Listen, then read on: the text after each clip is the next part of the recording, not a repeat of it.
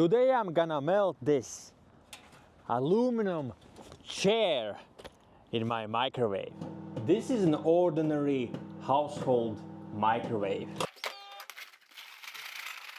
But most of times I use it flipped on the side because I melt metals in it.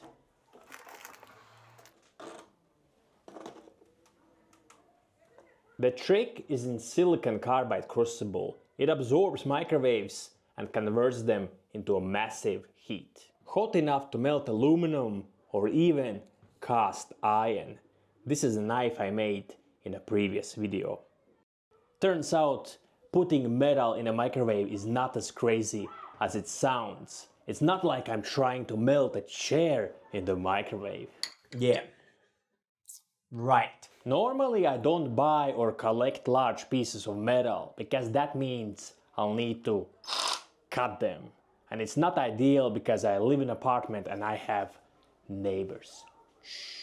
But what about the chair? The challenge was chopping it into smaller pieces so I could fit it inside of the crucible, hopefully keeping the noise down. The idea was to use a pipe cutter. I didn't know if it's gonna work. There was only one way to find out. First I took it apart by removing rivets. It was time to see if it's gonna work. And it did.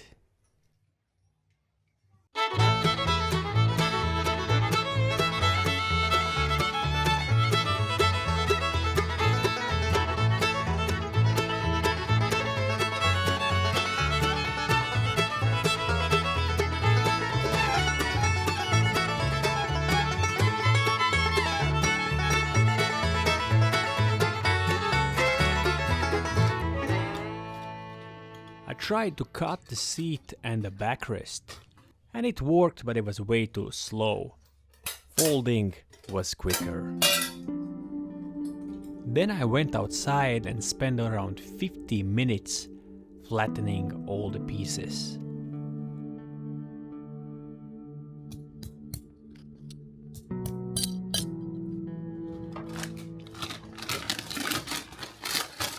At the end I could fit it in the back.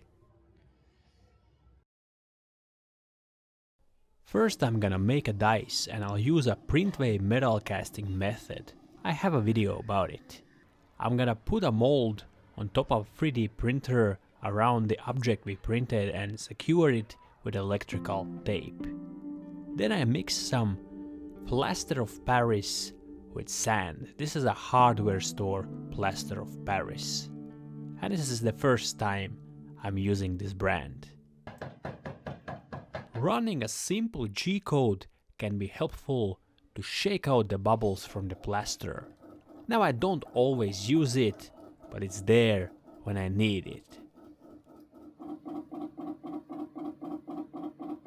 Alternatively, you can shake the bed by hand. When the plaster had set, I removed the mold from the build plate. The dice can be printed with 0% infill and without any supports. But for some reason in this example I had some internal supports, but they're not needed. One way or the other you'll need to open the bottom. I microwaved the mold to soften the plastic. The dice was printed in PLA. This was a Sunlu Meta PLA. I removed it from the mold, trying to be careful not to break off the dots. It can happen. Then I turned the mold around and pulled out the sprue.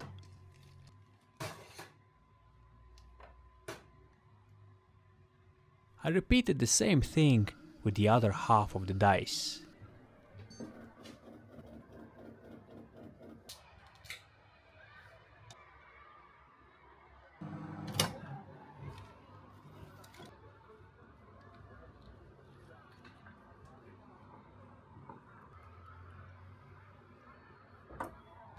Then I dried the molds in my oven.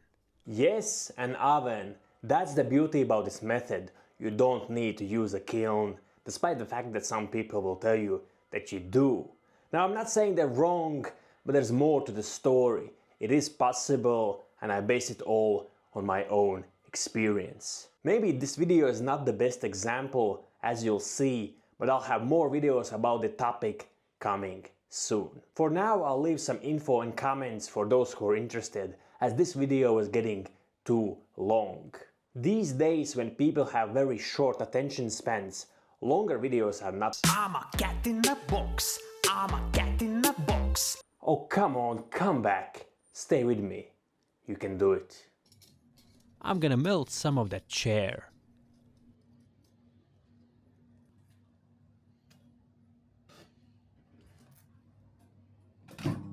There was one little imperfection, a little hole. I'm gonna join the molds together with these large M8 screws. I wanna pull some vacuum, and for that I'll just use my vacuum cleaner vacuum casting station.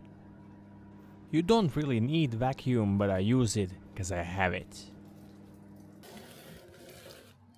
I'm gonna top up the crucible to make sure I have enough metal.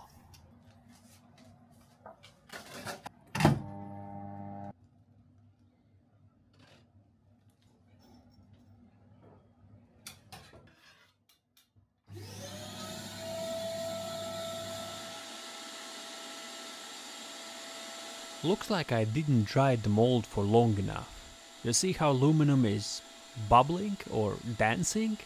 That's because there's still some moisture in the mold. This was the first time I used this plaster, so I know for the next time it needs more time.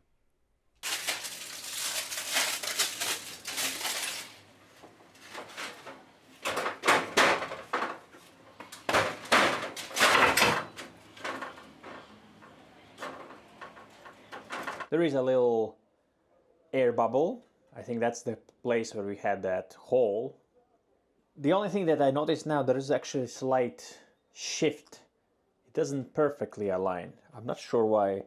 Anyway, I have another mold in the oven. I'm gonna leave it in oven for longer than this mold, just to see if it makes a difference, if I can get rid of all the water.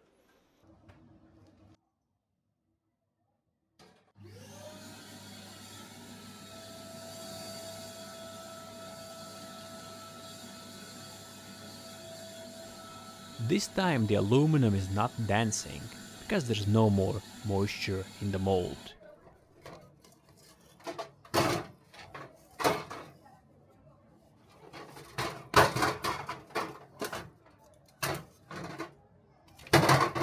The first dice was a little bit better, most likely because the sprue was taller as I poured more metal, but it had a little shift.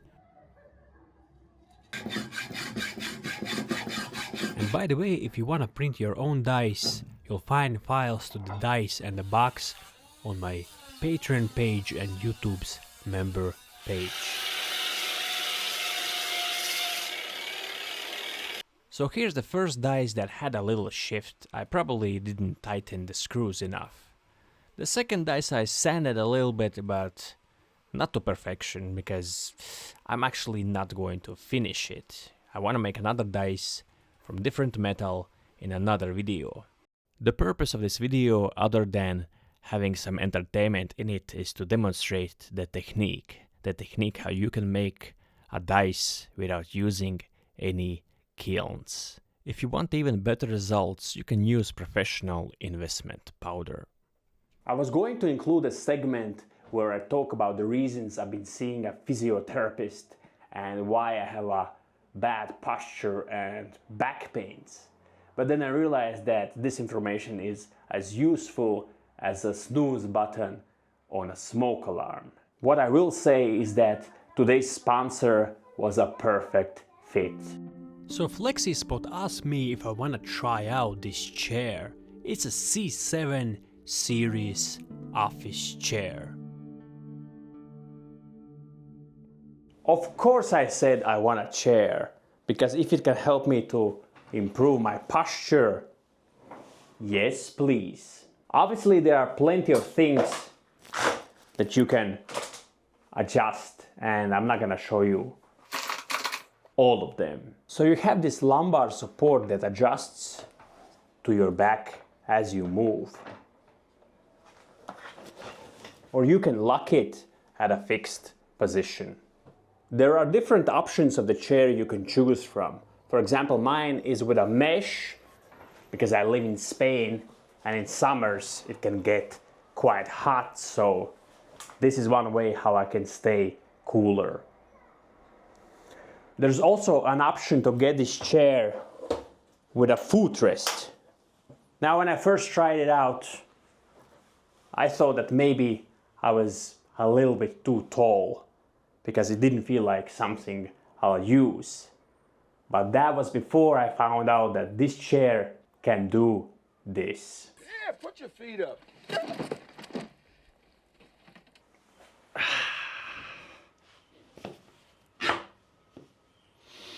I really love this chair, and I'm not saying it only because it was sent to me. I believe they have some kind of discount code or sale going on, so check the link in the description or the pinned comment and treat yourself to a brand new ergonomic chair.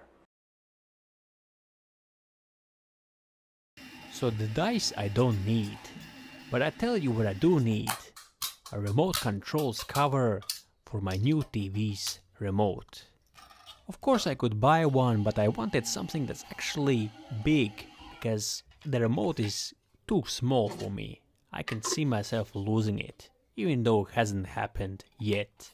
And I hope it won't with aluminum case. I'm gonna use the same hardware store plaster of Paris mixed with sand because I like it and I don't care if I get any imperfections. It's good enough for me. We'll save perfect casts for some other video. I'll be doing a lost PLA casting, but because I can't fit the mold into my kiln, I had to split it in half. One mold is for the remote cover and the other is for the sprue. The sprue I will not burn out, I will just microwave it and remove it and then just dry it in an air fryer. Before transferring the mold to the kiln, I had to dry it in an air fryer. And then I put it in a kiln and burn it out using a cycle timer to control the microwave. Later on, I removed the tray with the molten plastic. You can't really tell because the plastic is transparent. And then I turned the mold upside down and kept running the same burnout cycle. So the mold has been burned out and the sprue is dry-ish. Let's just say I knew it's not gonna cause any problems. So I lined both pieces of the mold and then I used aluminum tape to kind of tape them together.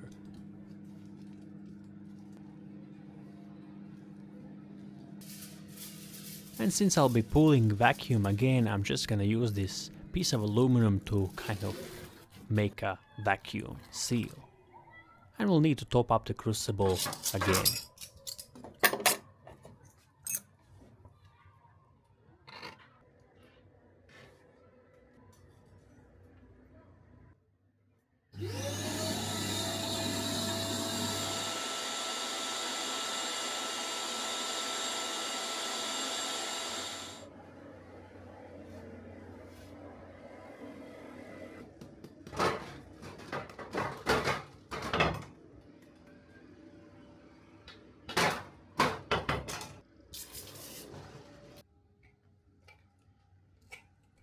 There were a few air bubbles, but luckily I could easily remove them with a screwdriver because they were like little aluminum balls that were loosely attached to the remote, apart from one that I had to grind down.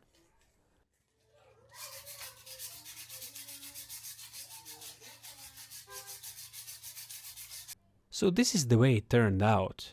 Obviously I didn't sand it to perfection, I just can't be bothered, it's good enough for me. For now, I'm gonna use this 3D printed cup to close the remote. I don't know if I'm gonna change the design or I'll leave it like it is. I might reprint it in a different color. I don't know. Time will tell. So here I have my stainless steel table covered with floor tiles, ceramic floor tiles. And I must say, I love it. It's great for my metal casting needs. The only thing that I still haven't done and I wanted to do is cast this part right here in metal. This is basically a part where I put in this silicone sleeve and then attach the funnel for my vacuum casting setup. And then the tray goes on top to catch any spilled metal. It's great, but because it's made from plastic, obviously it can melt if I spill some metal, so not great. Here's my microwave kiln that I use to burn out molds. Unfortunately, this piece is way too big to fit inside of the kiln, so I can't burn it out. I want to demonstrate the power of printwave metal casting and 3D printing. When I made the dice, you could see me pulling out the sprue from the mold. We're gonna do the same thing again, but this time the sprue looks like this. It's basically the same part, but I just removed some material just to save on aluminum. But how are we going to pull it out from the mold, you might wonder? Well, the sprues are actually printed kind of like a support material. They're loosely attached. The dice was designed the same way. The sprue is just loosely attached to it. When we microwave the mold, the plastic will soften and the sprues will break off and we'll be able to pull it all out. I hope.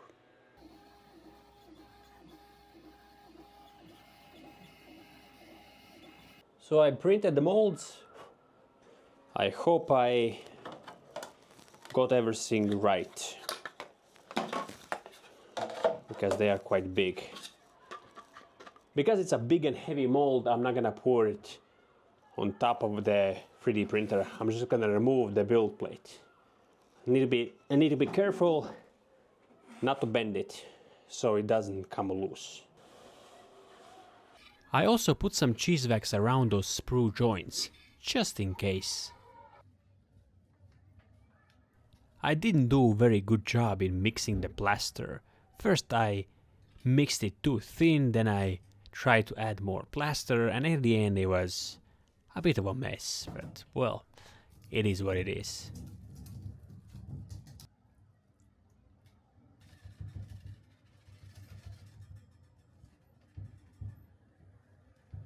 It's best to use flat build plates like this Prusa's PEI build plate. You don't want to use textured ones because then your prints will come loose and that's not good.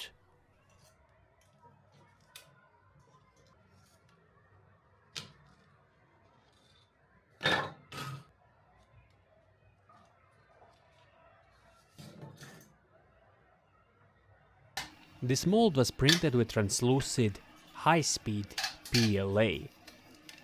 In some cases, high speed can mean that your PLA filament will soften at a little bit lower temperature, which is good for printwave metal casting, but it's not always the case. One thing I can confirm is that not all PLAs soften the same. There can be differences in temperatures, so some experimentation is needed. For printwave metal casting, the lower the softening temperature, the better. You just witness the birth of an octopus.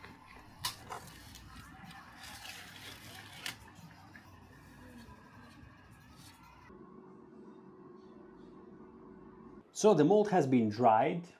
I don't know if I dried it for long enough because I have never made a mold that big before. There might be still some moisture.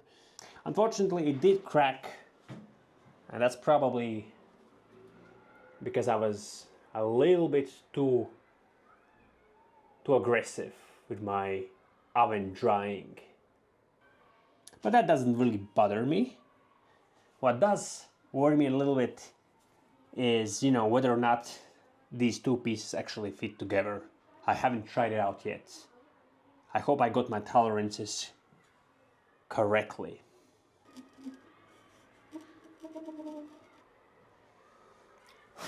Nope. Let's see if I can remove some material.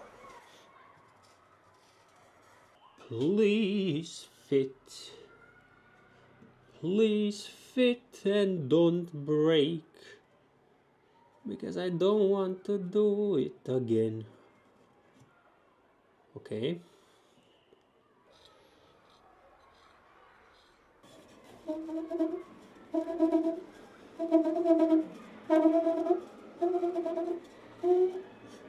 Okay. I'll wrap the mold with aluminum tape.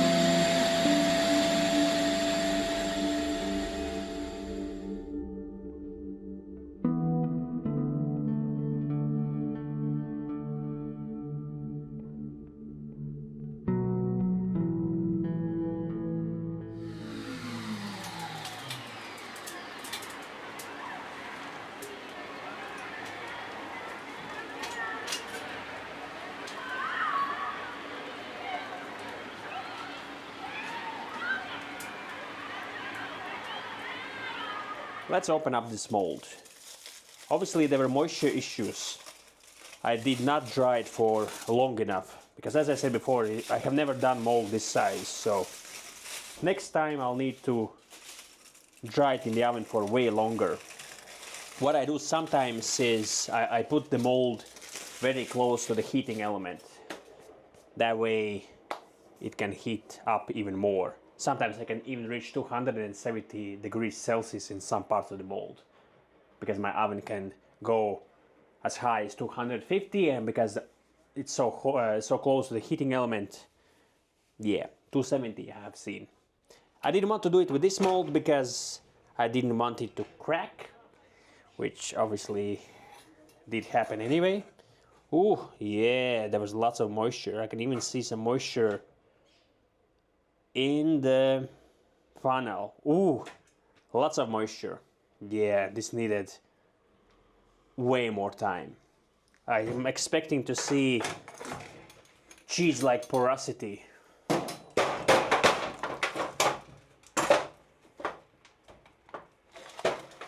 Okay, it's looking pretty good from this side.